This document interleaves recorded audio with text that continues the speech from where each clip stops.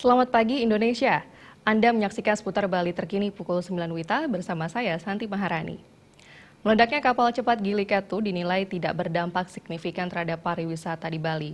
Di sisi lain, kejadian tersebut bisa menjadi pelajaran bagi pelaku pariwisata agar mengutamakan keselamatan dan keamanan transportasi wisata. Sarana transportasi sangat penting bagi pelaku pariwisata untuk berlaku profesional dan lebih mengutamakan keselamatan bagi para wisatawan. Pasalnya, wisatawan inilah yang menjadi target Pulau Bali di sektor pariwisata.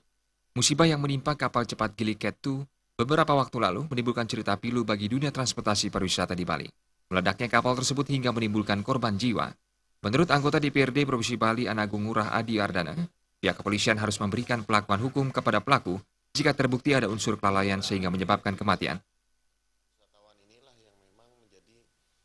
Tujuan kita sebagai pelaku pariwisata, jadi dialah yang menjadi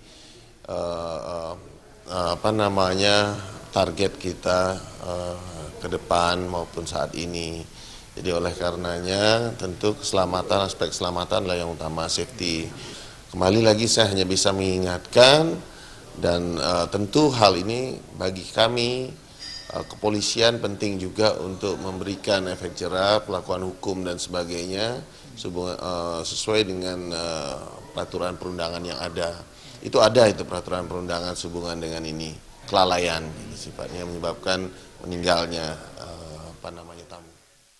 Adi Ardana mengatakan tragedi tersebut tidak menimbulkan dampak signifikan terhadap pariwisata Bali.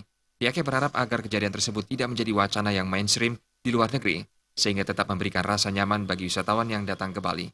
Kejadian tersebut juga bisa menjadi pelajaran bagi pelaku pariwisata ke depannya. Andika dan Agung Ria, Bali TV. Kami akan kembali dalam seputar Bali terkini 1 jam mendatang. Selamat pagi dan sampai jumpa.